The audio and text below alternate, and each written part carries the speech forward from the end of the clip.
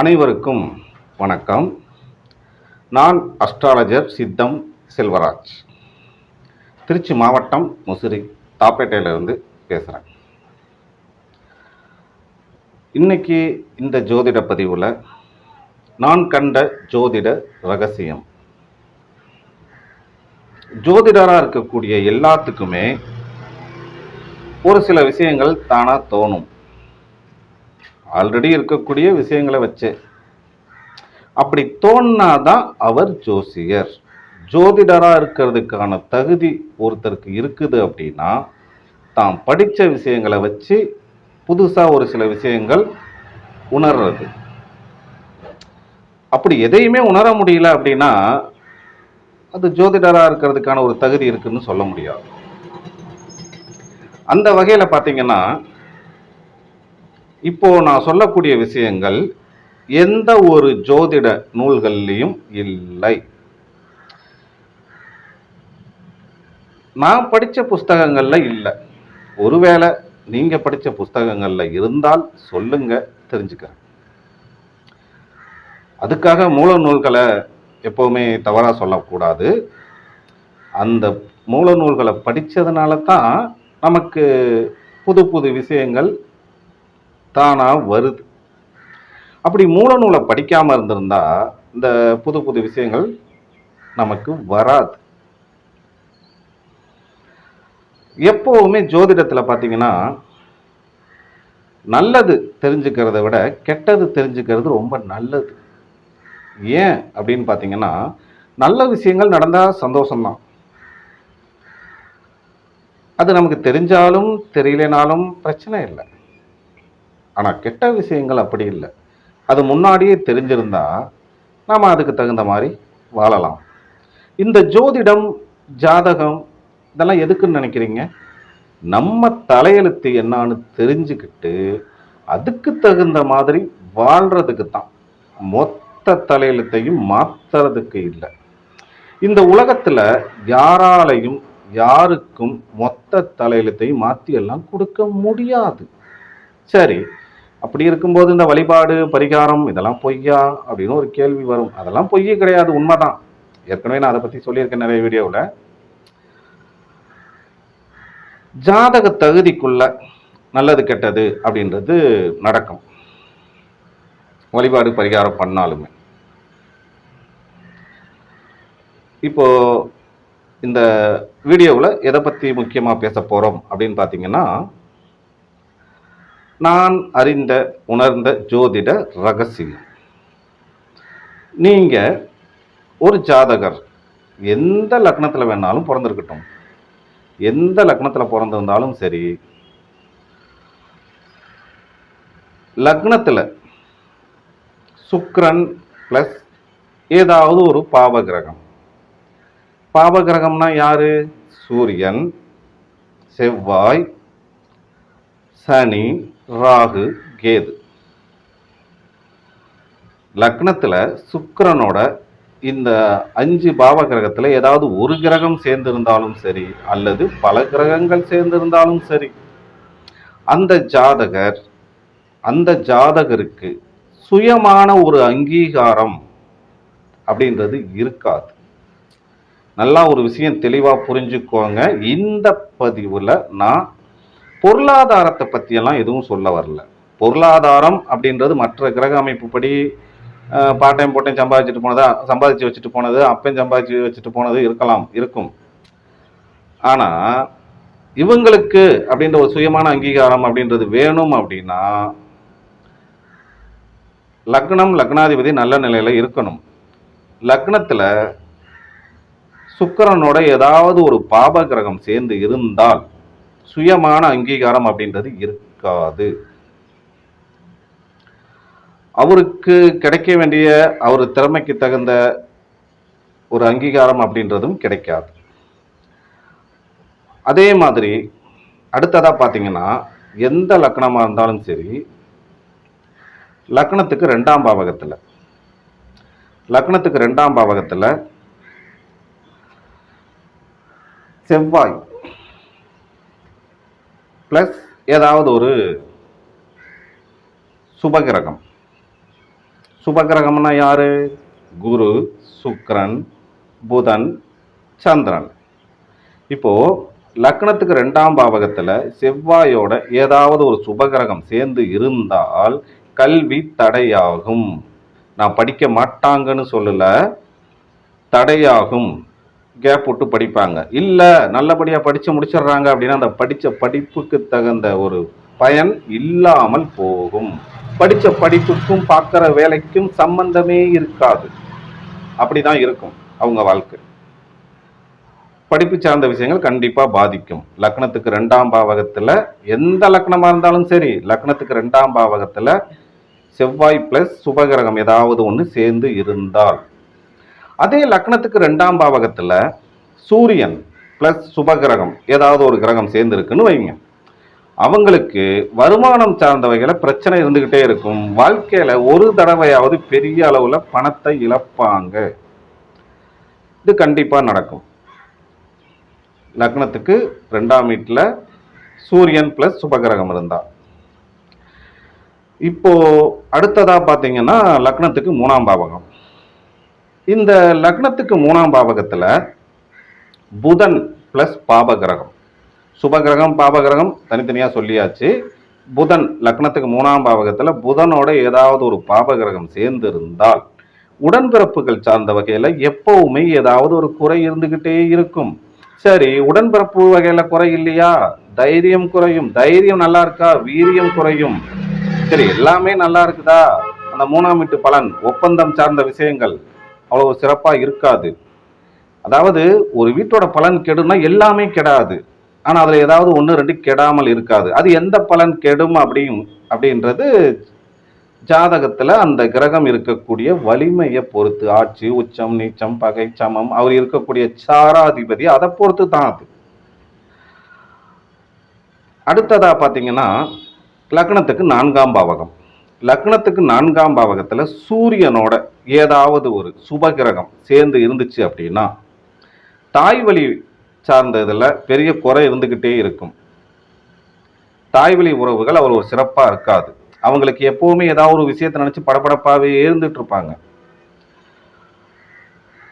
அதே லக்னத்துக்கு 4ஆம் பாவகத்துல சனி பகவானோட ஏதாவது ஒரு சுபகிரகம் சேர்ந்து இருந்துச்சுன்னா மண், மனை, பூமி, வீடு, வண்டி, வாகனம் சம்பந்தப்பட்ட இதுல ஏதாவது ஒரு குறை அவங்களுக்கு இருந்துகிட்டே தான் இருக்கும். புது வண்டியே எடுத்தாலும் அடிக்கடி செலவு வைக்கும். சொகுசான வண்டியும் அடிக்கடி செலவு வச்சுக்கிட்டு தான் இருக்கும். இது சார்ந்த வகையில குறைகள்ன்றது இருக்கும். அடுத்ததா பாத்தீங்கன்னா லக்னத்துக்கு 5ஆம் பாவகம். லக்னத்துக்கு 5ஆம் பாவகத்துல சூரியன் பிளஸ் ஏதாவது ஒரு சுபகிரகம் இருந்தால் எப்படி இருக்கும்? லக்னத்துக்கு 5ஆம் பாவகத்துல சூரியனோட ஏதாவது ஒரு சுபகிரகம் சேர்ந்து இருந்தால் பூர்வீகம் சார்ந்தது பிரச்சனையா தான் இருக்கும். சூரியன் மட்டுமே அங்க இருந்தாலே பூர்வீகம் நல்லா இருக்காது. அது சூரியனோட ஏதாவது ஒரு சுபகிரகம் சேர்ந்திருந்தா பூர்வீகம் சம்பந்தப்பட்டது பிரச்சனை. அந்த பிரச்சனை இல்லையா, குழந்தை இருக்கிறது லேட் ஆகும்.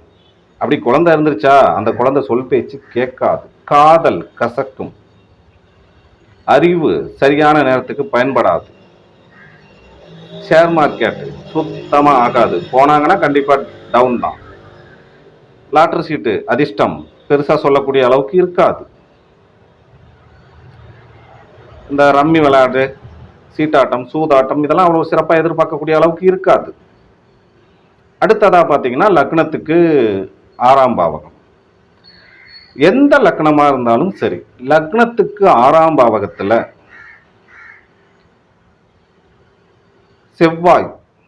செவ்வாய் பகவானோட ஏதாவது ஒரு பாபகிரகம், செவ்வாயே பாபகிரகம் தான், செவ்வாய் மட்டும் 6ல இருக்கிறது நல்லது. ஆனால் செவ்வாயோட ஏதாவது ஒரு பாபகிரகம் சனியோ, ராகுவோ, கேதுவோ, சூரியனோ சேர்ந்து இருந்துட்டால் உத்தியோகம் சார்ந்த வகையில எப்பவுமே அவங்களுக்கு பிரச்சனை, மைண்ட் ப்ரெஷர் அப்படின்றது இருந்துகிட்டே தான் இருக்கும் ஜென்மத்துக்குமே. கடன் சார்ந்த வகை அவ்வளோ சீக்கிரம் கிடைக்காது. கடன் கிடைச்சாலும் அதை கட்டுறதுக்கு ரொம்ப கஷ்டப்படுவாங்க. வம்பு வழக்கு வந்தால் அது நீண்டுகிட்டே போகும். நோய் சார்ந்த விஷயங்களும் வந்தால் அவ்வளோ சீக்கிரம் சரியாகாது.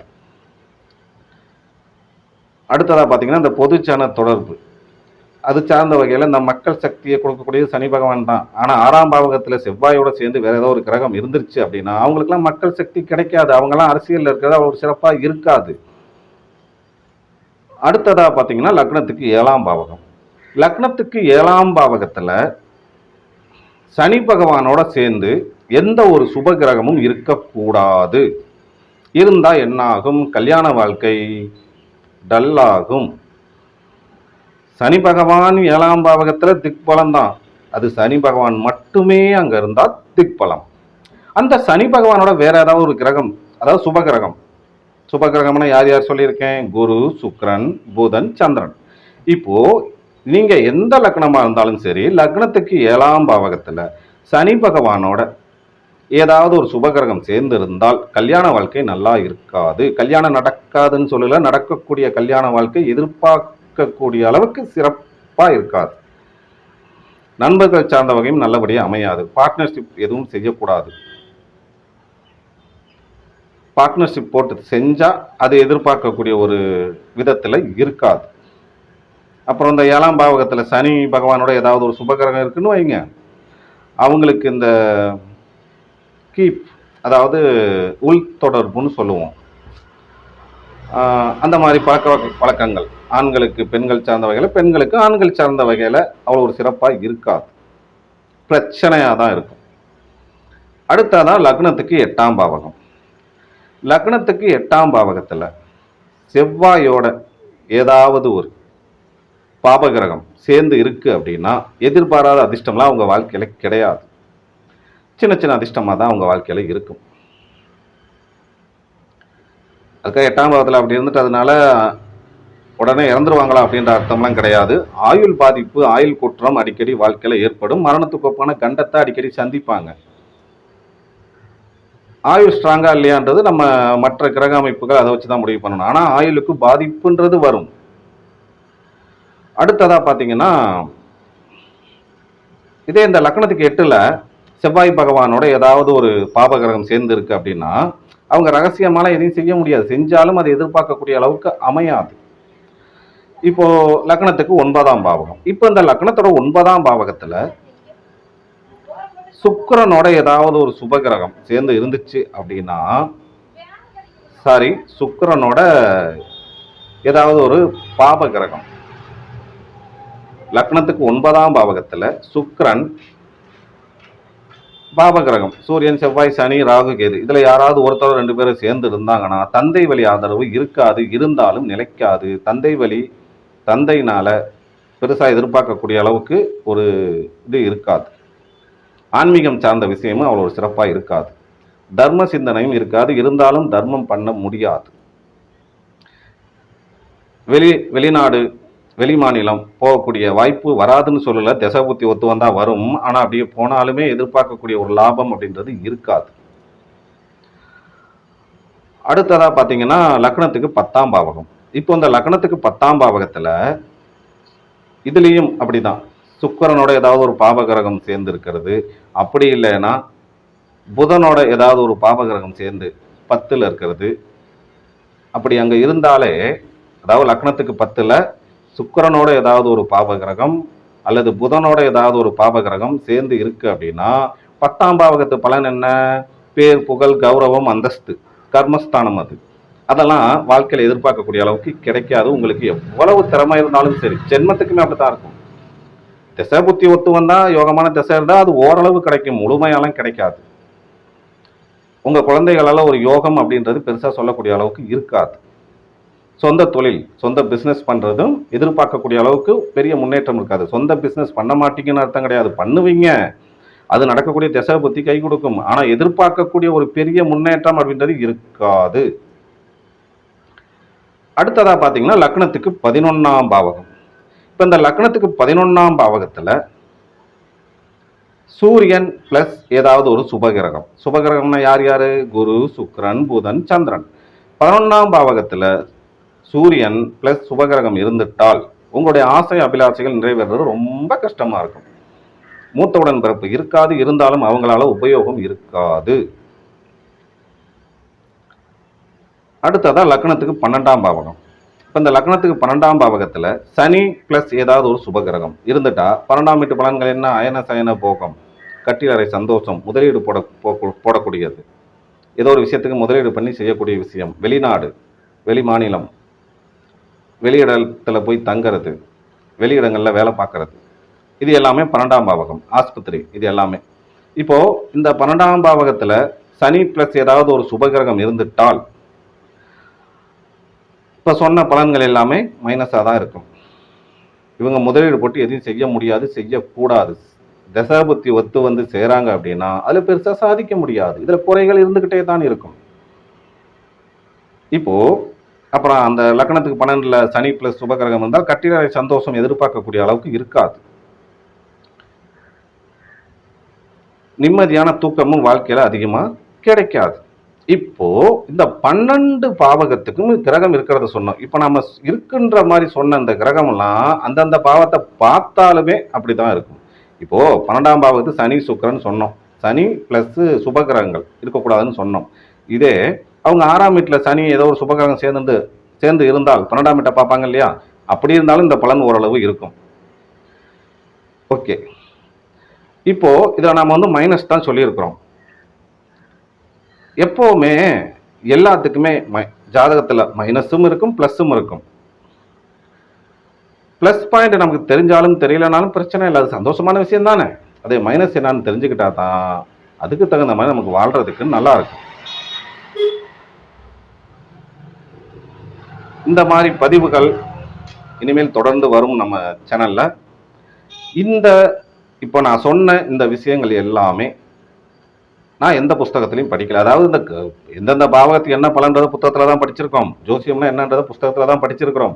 ஆனால் இந்த கிரகம் இப்படி சேர்ந்து இருந்தான்றதும் புத்தகத்துல நிறைய புத்தகங்கள்ல இருக்கு. ஆனா இப்ப நான் சொன்ன மாதிரி சேர்ந்து இருந்தால் எனக்கு தெரிஞ்சு எந்த புத்தகத்திலையும் இல்லை. இது என்னுடைய கணிப்புக்கு சரியாவே வருது. உங்க கணிப்புக்கும் சரியா வந்தா எடுத்துக்குங்க, சரியா வரலனா விட்டுருங்க. இந்த பதிவு பிடிச்சிருந்தா லைக் பண்ணுங்க, கமெண்ட் பண்ணுங்க, ஷேர் பண்ணுங்க. நம்ம சேனலை எல்லாரும் சப்ஸ்கிரைப் பண்ணுங்க. மீண்டும் அடுத்து ஒரு பதிவில் சந்திப்போம். அதுவரை உங்களிடமிருந்து விடைபெறுவது உங்கள் அஸ்ட்ராலஜர் சித்தம் செல்வராஜ். நன்றி, வணக்கம்.